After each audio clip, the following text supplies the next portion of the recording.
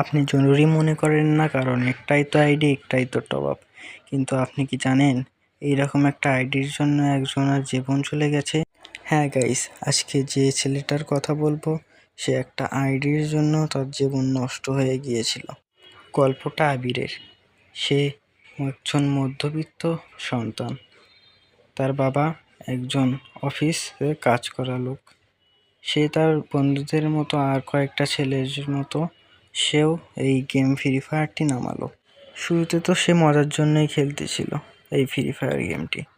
পরে তার নেশা ধরে গেল এই গেমটি, এবং আস্তে আস্তে সে মনে করতে লাগলো গান স্কিন আর ড্রেস আপ না ছাড়া তাই সে বট প্লেয়ার হয়ে থাকবে, যেটা আমরাও অনেকেই মনে করি।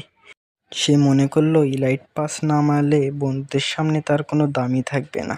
প্রথমে সে টিফিনের টাকা জোগাড় করে টপ আপ করতে শুরু করলো। তারপর আস্তে আস্তে সে পড়াশোনার খরচ, এমনকি তার মায়ের অসুখের ওষুধের টাকাও সে গেমে টপ আপ করা শুরু করলো। তার কাছে এই গেমই সব কিছু ছিল। গেমের এই পুরো আইডি তার জীবনের অংশ বানিয়ে ফেলে। তার পরিবারের কষ্ট তার চোখে পড়তো না। একদিন সে চুরি করতে গিয়ে বাবার সামনে ধরা খেল। বাবা সবার সামনে তাকে অনেক অপমান করলো। সেই অভিমানে আবির ঘর থেকে বের হয়ে যায়। সবচেয়ে বড় ধরাটাও হলো তখনই, যখন তার রাস্তা পার হবার সময়। তখন তার চোখটা ছিল গেমের স্ক্রিনে, এবং সেই সময়ে একটা দুরন্ত গাড়ি অনেক গতিতে এসে তাকে পিষে ফেললো।